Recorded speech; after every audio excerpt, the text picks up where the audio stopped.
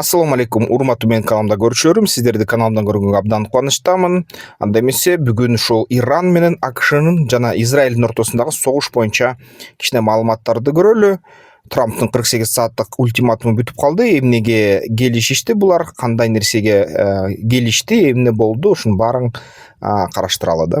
Акыркы 24 саатта АКШ менен Иран ортосундагы согуш уланып жатат. Иран бир нече толкундорду жиберди, баллистикалык ракеталардын.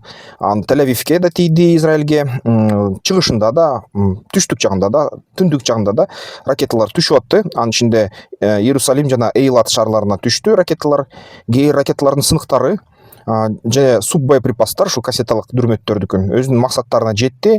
ПВО, Iron Dome, Давид, Слинг деген Давид пращасы деп коет, Arrow иштесе дагы жакшы иштей албай койду. Кассеталык боеголовкаларга такыр эч кандай күчү жок экен.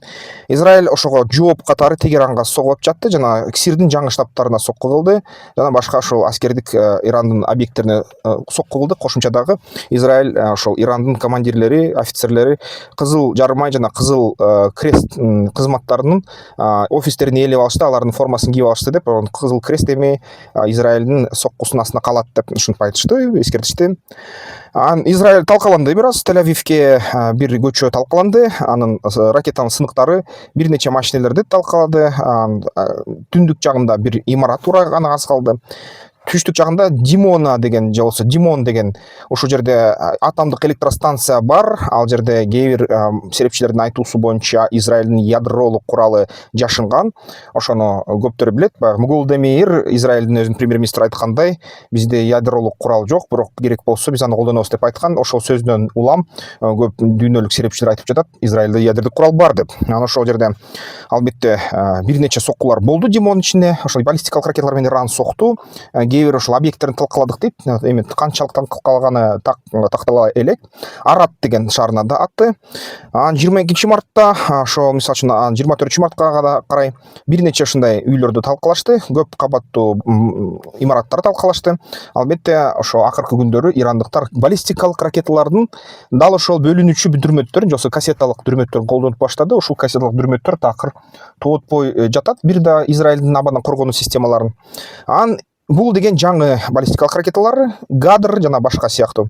Акыркы толкундарда ошол дал жалаң ушундай бөлүнүүчү дүрмөттөр колдонуп жатат. Албетте аны бирөөсүн дагы Израилдин ошол системалары токтото албай жатат. Тель-Авивге тийгенде ошол акыркы 24 сааттын ичинде, акыркы 12 сааттын ичинде 4-6 киши жеңил жарадар болушту. Бир албетте адам оор абалда, бир адам жеңил жарадар болду. Эч ким өлгөн жок. Израилде акыркы 24 сааттын ичинде ошол баарынан карасак 200дөй киши бир соккудан жарадар болду. Аябай укмуштай сокку болду 24 сааттын ичинде. Дагы 300 кишиде жеңил жарадар болду деп айтылып жатат, аны сакталып жатат. Ошол бир эле күндүн ичинде ошол Арат жана Димон шаарынан ушундай 200-300 киши жарадар болду. Иран албетте америкалык базаларга да согуп атат, дагы эле Сауд Аравиясына согуп атат, Бахрейнге. Бирок акыркы ошол күндүн ичинде, сутканын ичинде ошол жалпы бул атышуулар жай басаңдап, бирок баары бир уланып жатышат. Анан албетте Израиль менен АКШ авиацияны менен жооп берип жатышат. Атуучу ракетанын атуучу унааларын жардырып атышат. Бирок азырынча ошондой да. Анан албетте бул жерден кызыктуу нерсе, туугандар, Пакистандын премьер-министри акырындап арданды, актанды өзүн. Анткени буга чейин ошол Сауд Аравиясынын башчысы айтты, биз силер менен жакында эле ошол келишим түзбөдүк белек Риядда 17 сентябрда 2025 жылы. Пакистан менен Сауд Аравия стратегиялык бири-бирин коргоо боюнча Strategic Mutual Defense Agreement (SMDA) деген ушундай келишим түзгөнбүз дейт. Ал келишим боюнча эгерде кайсы бир өлкөгө бирөө кол салса, анда экинчи өлкө өзүн коргогондой аны коргойт деп сүйлөштүк элек. Анан ичинен дагы ошол Сауд Аравия акчалай жардам берет, Пакистан болсо ядролук куралын колдонует. Эгерде ошол Сауд Аравиясына каршы бирөөдөр душман кол салса, анда Пакистан ошондой милдети бар деп сүйлөшүштү эле. Бул деген араб НАТОсу деп аталат, же мусулман НАТОсу деп. Анан ошого 10 жылга алар ошондой келишим түзүштү. Албетте 1500-2000 киши пакистандык ошол Сауд Аравиясынын армиясында окуп жатышат. Албетте бүгүнкү күнү Пакистандагы кошумча 8-10 миң аскерди Сауд Аравияныкын окутту өзүнүн аскер академиясында. Бирок Пакистан, Иран ошол кол салып атканда Сауд Аравиясына жана Сауд Аравия жардам сураганда Пакистандыктарга айтканда жардам бергиле, келишимди аткаргыла дегенде, ооба биз деген Сауд Аравиясын коргойбуз деп Асим Мунир, Генштабтын филд маршалы 7-13 март 2026 жылы ушул Риядта Сауд Аравия Халид бин Салман деген ошол коргоо министрлигинин министри менен жолуккан. Алар ушул ирандык атакаларды, чабуулдарды кантип токтотолу деп талкуулашкан. Пакистан эл көзүнчө толук ушуга баягы толук колдоо көрсөтөбүз Сауд Аравиясын деп айткан. Бирок ошол мисалы үчүн Пакистандын тышкы иштер министри Ишакдар, бул анык ат экен, ошо Иранга айтты, Сауд Аравияга кол салбагыла, эки мамлекеттин ортосунда, Пакистан менен Сауд Аравиянын ортосунда ушундай келишим бар, пакт бар, биз ушуну силерди эскертебиз деп эле койду да. Пакистан ошол Сауд Аравиясына чалгындоо маалыматтарды жиберип баштады жана ошо абадан коргоо системаларга жардам бере баштады. Бирок бир да аскер жиберген жок. Ядролук курал менен аткан жок, баллистика курал менен Иранды аткан жок. Анткени Пакистан Иран менен эч бир согушкусу келбейт. Пакистан өзүнүн ортомчу катары, анын премьери Шахбаз Шариф айткандай, Пезешкиянга ирандык эл менен бирбиз деп айткан. Жана ошол Генштабтын башчысы Мунир Трамп менен сүйлөшүп, ошол Иран менен болуп аткан согушту токтоткула деп андай чакырыктар жөнөтүшкөн. Аналитиктер, серепчилер, пакистандык эксперттер түзмө-түз жазып атышат. Исламабад аябай аракет кылып атат, ошол Иран Сауд Аравиянын ортосундагы согуш токтосун деп, болбосун деп. Анткени эмесе катышканга туура келип калат. Анткени эгерде ошого барып калса, анда Пакистандын артында аябай жаман тандоо болуп калат. Пакистан же Иранга каршы чыгыш керек, же өзүнүн сөзүнөн жана келишимден кайтыш керек болуп калат. Бул деген Пакистан үчүн эки нерсе тең. Пакистан үчүн аябай чоң катастрофалык аламат дейт да, дипломатиялык, саясий аламат. Ошон үчүн алар буга барабы барбайбы белгисиз, чын айтканда. Эмнеге ушунчалык булар дыкат жана ушунчалык коркуп жатышат ушул нерселерден? Анткени Ирак менен алардын бир чек арасы бар. Иран Пакистанга соккусо, мисалы үчүн Балучистан же Белуджи тарабына. Ушул жерден анан белуджилер Пакистандык өкмөткө каршы чыгат. Ошондо Пакистандын өкмөт бир регионду жоготуп алат, Белуджистанды. Балучистан деп жазышат го англ жаңылыктарда. Ички жанакы шиит, сунниттик мындай катуу тирешүүлөр бар. Пакистандар сунниттер, Ирандар шииттер. Пакистандын экономикасы Сауд Аравиянын нефтисинен жана акчасынан өтө көз каранды, бирок согуш болуп кетсе, бул деген сооданы бузуп коет. Пакистан азыр Афганистан талиптери менен аябай катуу мындай согуш жатат, жана экинчи фронтту ачкысы жок. Ошондуктан Пакистан азыр ушул экилик оюнду алып барып жатат, жана бир да тарапты колдобой, бирге тарапка болушпай, ошондоп эки ача, эки анжы болуп жатат да. Бүгүн Трамптын ультиматуму бүттү 24 мартта 2026 жылы. Бирок Трамп аны узартты. Эмне болду? 22 мартта Трамп Иранга 48 саат берген. Ушул убакыттын ичинде Ормуз булугун ачкыла, мындай бүт деңиз кемелери жеңил өтүп кетсин жана коркутпагыла, эмесе АКШ дейт бүт Ирак электростанцияларын жок кылат дейт. Англисчеси айтканда obliterate their various power plants, starting with the biggest one first.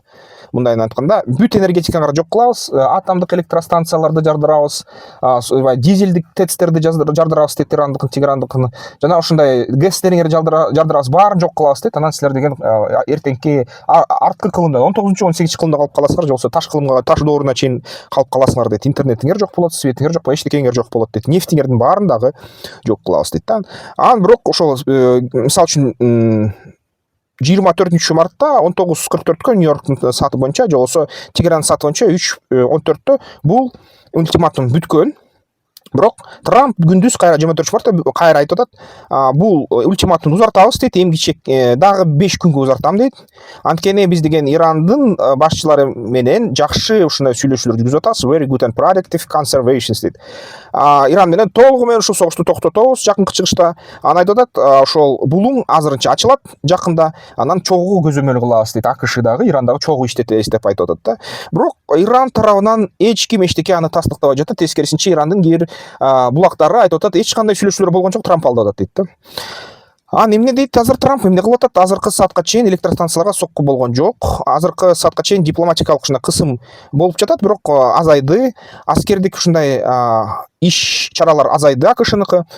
Буга чейин ошол ультиматум айтылгандан кийин нефтке болгон баалар өсүп кетти эле. 10% кайра артка арзандап калды нефть. Албетте муну деэскалация катары инвесторлор ойлошту, бирок Иран ушул ультиматумга каршы өзүнүн сөзүн айтты. Энергетикабызга соксоңор дейт, биз деген Ормуз булуңун толук жабабыз алабыз дейт. Жана бүт энергетикалык жана ушундай мисалы үчүн сууну ичимдүү кылуучу деңизден алып заводдордун баарын жардырабыз дейт.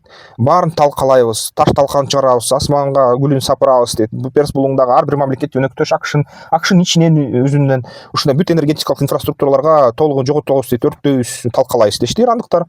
Анан ошол нерсе аябай чоң коркунуч катары сезилди. Анткени Перс булугунун мамлекеттери чынын айтканда эгерде сууну өчүрбөйсө, нефтти күйгүзсө эчтеке эмес, нефтти бир аз 5-6 жылдын ичинде калыбына келтирет. Тамак жок болсо эчтеке эмес, тамакты баягы самолет менен таштап акырындап кайра элди сактаса болот. Сууну өчүрсө 12 саат, 15 сааттын ичинде, 2 жуманын ичинде аны калыбына келтириш кыйын болуп калат. Калыбына келтиргенге 1-2 жыл керек.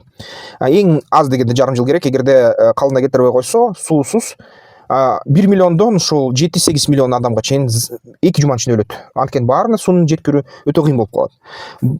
2 жуманын ичинде 4-5 миллион адам суу жетишпештигинен өлүп калса, бул деген накта аламат болот да, бул өтө чоң гуманитардык катастрофа болот. Ансыз деле Суданда ошондой 1-2 миллион адам ачка, 100 миң деген баладан өлүп атат ушул ай сайын. Бул жерде болсо бир заматта эле ошол 4-5 миллион адам өлүп калат да, суу жетишпештигинен. Албетте дедлайн бүтөрүнүн астында Иран дагы ушул Парс булугунун мамлекеттеринде ракеталык соккуларды кылды. Эч кандай сүйлөшүүлөр болгон жок дейт. АКШ менен Трамп бүт фейк кылып атат. Бул деген базарды манипуляция кылып атат. Бул деген коркуп атат. Биз коркуткандан кийин биздин ошол оюбуз бурулуң боюнча өзгөргөн жок. Эмне үчүн мисалы үчүн Мисир мамлекети Суэц каналынын өтүшү боюнча ушун акчаны алып турат. 200 миң доллардан, эмне үчүн Панамада компаниялар 2 миллион, 1 миллион доллардан алып турат танкер үчүн. Биз эмне үчүн Ормуз булугун ушундай ээлеп, ошондой баадагы төлөмдөрдү танкерлерден ала албайбыз? Эмнеге деп ирандыктар сурап жатат. Аны айтып атат, биз деген ушуну булуңду толук көзөмөлгө алабыз, анан керек болсо бизге акча төлөмөйүн, өтпөйсүңөр дейт. Анан акыркы сааттардагы жаңылыктарды карасак, 1-2 танкер юань төлөп доллардын ордуна ошол танкерлерин өткөрүп туруп Ормуз булугунан, ушуну дагы биз долларды дагы кыйратабыз, долларыңар эч кимге керек эмес болуп калат, жөнөкөй фантик кагаз болуп калат деп убада берип атышат да. Ошондой болуп жатат. Анан албетте АКШга айтып атат, мисалы үчүн Иран мындай деди да, өзүнүн контр ультиматумун айтты АКШга. 100 миллиард доллар компенсация бересиңер дейт, санкциялардын баарын аласыңар дейт Ирандан. Жана ар бир кеме үчүн 2 миллион доллардан төлөп турасыңар, анда ачабыз дейт. Бирок Ирандын өзүнүн өкмөтү, Аббас Аракчи, же болбосо Масуд Пезешкиан, же болбосо Аятолла Арифи эчтеке деген жок ушу боюнча. Такыр эчтеке деген жок.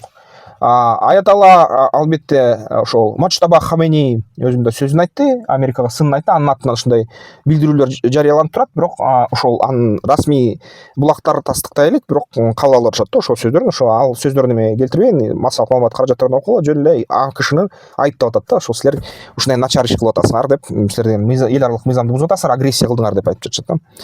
Анан булуң жабык, бирок азырынча тоталдык согуш баштала элек. Дагы 5 күн күтөлү, эмне болор экен туугандар? Неме жаңылык болгуча айтып турам, Украина боюнча да жаңылыктарга убакыт келсе керек эртеңкиге. Ошол анан бүгүнкү күнү кыргыз жарандар кандай болуп атат? Самолеттор менен каттоо жеңилдеп калды кыргыз жарандарына. Биздин тышкы иштер министрлиги эвакуация кылды, 5 эвакуациялык рейс кылды, 592 кыргыз мамлекетинин жарандары кайтарылды дейт Кыргызстанга. Эр-Рияттан, Сауд Аравиясынан, Дубайдан, Бириккен Араб Эмираттарынан, Катардан, Кувейттен, Бахрейнден. Ошол 14 мартта 142 киши келген болчу. Кувейт, Бахрейн, Катар, Раман аркылуу, Сауд Аравия аркылуу. Анан азыр марттын ортосуна негизи эвакуация болду. Атайын спецрейстер уюштурула элек. Кошумча маалыматтар ушу биздин тышкы иштер министрлигинин сайтында көрсөтүлгөн. Анан албетте көп мындай убакыт менен жабылып турат асмандар. Дагы эле Иран ошол нефть же болбосо авиациялык керосин сактаган жайларды өрттөп турат кес менен, ал нерсе болуп атат. Ошол Дубай, Абу-Даби, Дохада мындай чектелген учуулар болуп атат. Lufthansa, Air France, Cathay Pacific өзүнүн рейстерин алып салса, ошол Emirates өзүнүн рейстерин жана Turkish Airlines жасап жатат да бүгүнкү күнү.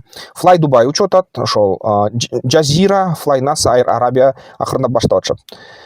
Тегеран жана Шаржа, Жиддага рейстер азайды, азырынча болуп атат, кээрлер токтоп атат. Анан албетте бул тарапта кичине болуп атат да иш аракеттер.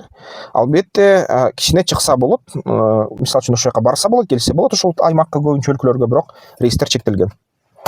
Ушундай туугандар, кандай деп ойлойсуздар? Өзүңүздөр ушу абалга кандай карайсыздар? Негизи көрүп атасыздар өзүңүздөр, заман оңой эмес да. Ошондой. Ошон үчүн бул жерден ишкерликти жасаш керек, өлкөнү бекемдетиш керек, армияны бекемдетиш керек. Ошо бизге албетте көптөгөн ушул тармактарда кошумча жумуш кылыш керек. Акча таппаса мамлекет армиясын күчтөбөсө ушундай абалга келет экен. Анан бир кызыктай нерсеси ошо, эгерде Пакистан менен ушундай да биз пакт түзсөк, анан бизге келечекте бирөө кол салса, эгерде ошол кол салган мамлекет өзү мусулман мамлекет болуп калса, Пакистан кайра эккен жолу, мисалы үчүн ядролук куралды менен бизди жапканга, бизди мындай коргогонго кайра ойлонобу. Ошон үчүн дүйнө татаал көрүп атасыңар ошондой келишимдер түзгөндө, анан ушундай абалга чалдыкканда кээ бир келишимдер иштебей калат экен да. Анан ошо боюнча кандай иш аракеттерди кылыш керек болчу экенин алдын ала алыш керек экен, ойлонуш керек экен да. Анан туура келишимдер түзүш керек экен башка мамлекеттер менен. Ушундай татаал абалда мисалы үчүн силер кандай жолду көрөт элеңер? Дагы кошумча жарыя бизнес план жазабыз, техникалык, экономикалык негиздемелер жазабыз. Эгерде сиздердин ишканаңыздар кредит алам же инвестор тартам десе, бизге кайрылгыла, жазгыла. Биз видеонун астында 1-2 күн ичинде же заматта эле көрөбүз эми кандай. Телефондор жазылат албетте. Ошол телефон аркылуу WhatsApp менен байланышсаңыздар болот. Анда эмесе, эмки видеолордон көрүшкөнчө, сиздер менен Искендер Шаршеев, саясаттануучу жана экономист болду.